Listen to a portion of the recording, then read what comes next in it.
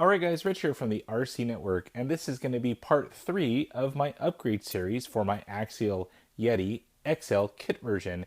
Now I went over to my friends over at hotracing.com to pick up a lot of their cool upgrade items they have for the XL. Now I had lots of good experiences with my Yeti KIT version and also the not so RTR that I decided to go ahead and give Hot Racing another chance on the XL, and I've got to say I'm really impressed. Now we've already done episodes 1 and 2, which covered the rear clip and the front clip, so episode 3 here is going to go over the suspension items.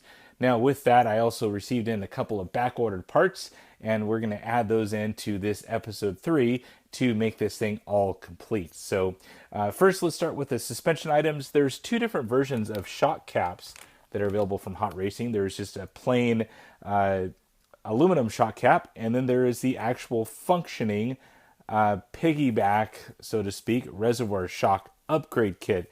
So this is going to be nice and fun. There's lots of little bits and pieces in there, and this basically turns your entire shock into an aluminum shock. So not only an aluminum cap here with the functioning piggyback, you have a aluminum insert here that goes in the bottom of the big bore section. You get basically a knurled adjuster, and then also on the back side there, you also get a spring retainer clip. So lots of O-rings and whatnot to complete out the kit, but this thing is good for one set of shocks, so the rear shocks or fronts. I also picked up another set so we can make it all complete here. So we're going to have one fully functioning piggyback reservoir shock upgrade kit. So that'll do all four shocks. Now with that, with all the added weight that I've been adding to my XL kit, I decided to spring for some new springs. So there's two different versions. This is the progressive one. In other words, it's going to have a ride to where it's going to spring just a little bit at first, for the smaller bumps, and then it'll get harder towards the center right here. Very similar to the Traxxas Slash progressive springs, but in larger size. I also picked up the factory spec ones, which are basically the stock RTR ones. I also have the two-stage ones that you see here in the far distance. So it has a little spring here, the big spring, little kind of retainer in between. Now some of those backorder parts, this was the aluminum rear upper link ladder. So this is going to be replacing that upper link that's still plastic. So this should go on very nicely and have my whole rear end nice and rigid. And then the last thing here was these are the rear axle lockouts. They're calling it the aluminum adapter. But this thing is just monstrous. I mean, you see the size of this thing. Includes all the hardware there, and once again, these things are just huge. So really happy with a lot of these parts that are coming in from Hot Racing. These things look nice. So I'm going to get busy turning some screws and get this stuff installed on my kit version, and I'll be right back to show you how it turned out. All right, and I'm basically midway through the rear upper link and rear lockout install. Lockouts went out with no issues whatsoever. Now the rear upper links actually do have those same kind of O-ringed balls. So you have these little flanged balls that get these little O-rings, and basically the way I've kind of described it to myself now is you kind of make it look like the front of Princess Leia from A New Hope. So kind of has like that look right there. O-ring on either side. And then what you do is you just take the whole section right there. This thing just slides right on in. And this creates kind of like a dampening portion for the ball to ride in. Since these are all aluminum links, it's kind of hard for it to kind of swivel. So either way. So now this kind of creates that kind of dampening on either side to allow some movement back and forth on the link. So I'm going to go ahead and get these things installed. There's 4 of those flange ones. One goes on each end of the ladders, and you just install it back in with your stock hardware. All right, so now we're going to dive into these aluminum upgrade piggyback shocks from Hot Racing. Now this is a full upgrade kit. You basically get everything you see over here. The downfall of this kit is you do have to fully disassemble your stock shocks.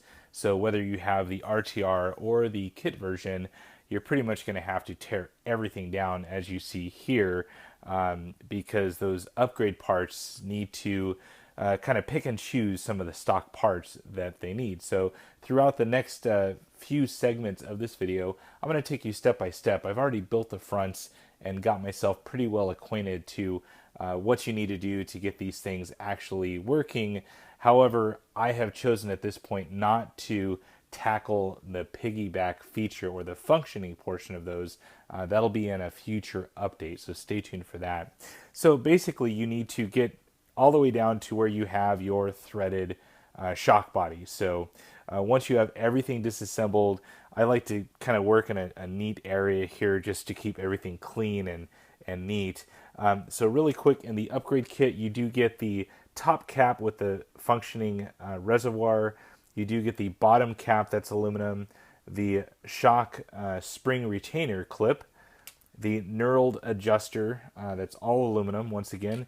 This one also has the rubber O-ring already installed in it, which was pretty nice. You get two little plastic spacers, and I'll show you where those go in a little bit later. And then you do get one O-ring, or one for each cap, that goes inside the cap to seal everything shut.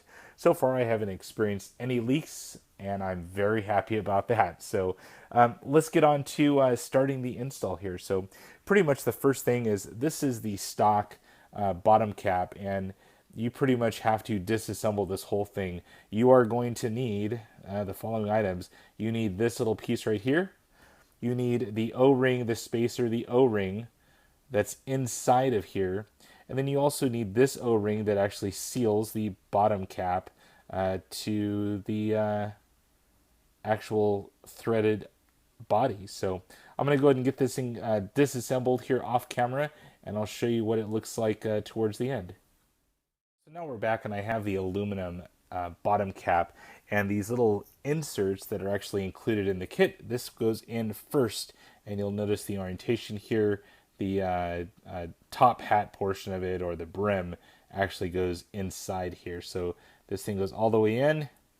I've been using a little X-Acto knife here to actually get it placed, because it's a little bit tough to get it into the spot. And there we have, and you'll see just a little bit of that peeking out. Now onto the O-ring, spacer O-ring, pretty much the stock setup, and you want to go ahead and drop that straight into there. Get everything all lined up nice and neat, and that should indent just slightly like that.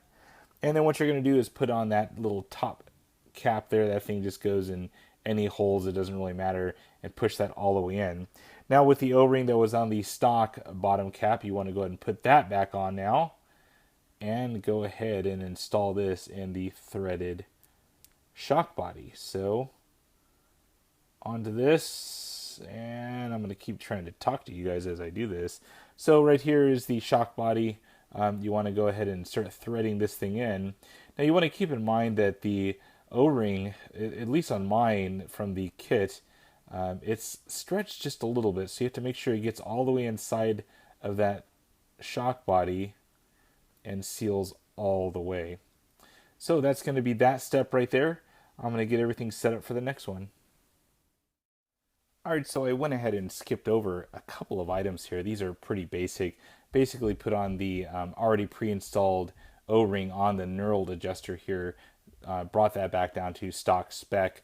Went ahead and reinstalled the shock shaft through the bottom cap now, and reinstalled also the piston with the, you have a washer, piston, washer, and then the actual 5mm nut. So I also refer to my owner's manual just in case. It's always helpful to have that lying around. So now pretty much you're ready to go ahead and add some shock oil. Now Axial actually did a great explanation inside of the manual on how to actually fill their shocks, which I definitely appreciate.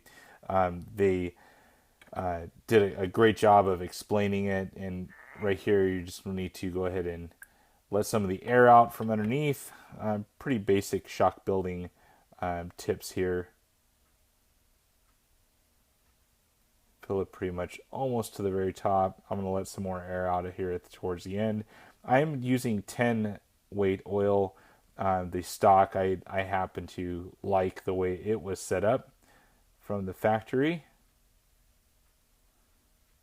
And as soon as I let this thing breathe for a while, I will be back and get you the final step here. All right, in the final little portion here, just like the factory spec said, you basically want to push the shock shaft all the way in. Once it's has time to breathe, you want to fill the shock body all the way to the top, as that is all the way in. And once you're done with that, you want to go ahead and take your new top cap. That's the old one right there. That one's going to be discarded for now, at least. With this, I'm going to go ahead and close this piggyback all the way up so that there's no opening whatsoever for it. That'll be a later video. Once that's tight right there, the little bleeder cap. You want to go ahead and take the O-ring that came in the kit, this guy right here, and that goes all the way inside. Make sure that that's seated all the way in there. There's like a little lip that it rides on. Once that's all the way in, you want to go ahead and take your shock. This still right on top. Hopefully I can show you here without just showing you my hands. And once that is screwed all the way in,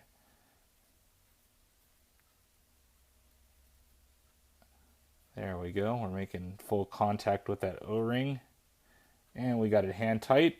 And we have a perfectly bled shock. So no, pretty much no rebound whatsoever. This thing is going to be functioning pretty damn good. So I'm going to get the rest of the pieces installed on here. These are pretty basic and simple as far as the shock retainer clip. I will go ahead and actually show you as we speak. So pretty much that goes on there. You want to make sure that the bump stop is removed up. Go ahead and grab the new aluminum one there. That's going to go on, as I can orientate that correctly. There we go. And we have a fully built shock from Hot Racing. So I'm going to go ahead and build up the other one and get these things installed on the rig. Alright guys, so we got everything installed now from this final episode of the Hot Racing upgrade parts.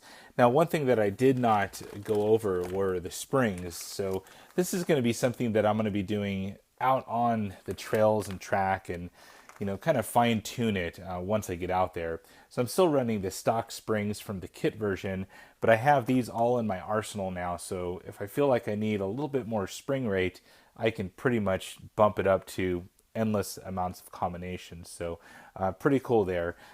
As far as the shock install and the shock upgrade kit, really happy with those.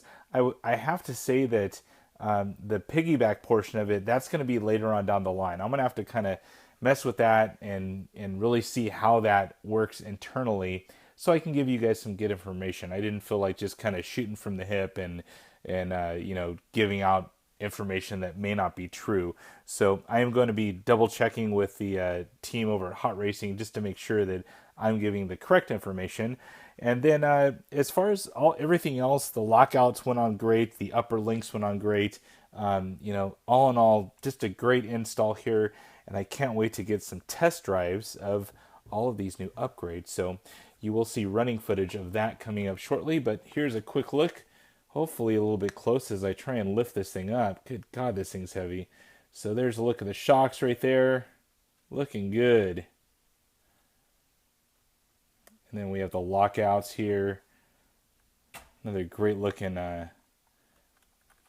chunk of aluminum. There's the upper links. I do not have the rear drive shaft mounted yet. I'm actually going to be installing something internally in there just to keep its splines from twisting. But anyways, guys, hopefully you guys have enjoyed this long video now, this third installment of the upgrades for the XL kit version from Axial. Any comments or questions, please feel free to leave those on down below. And as always, thumbs up and subscribe. That's it for now, guys. Over and out.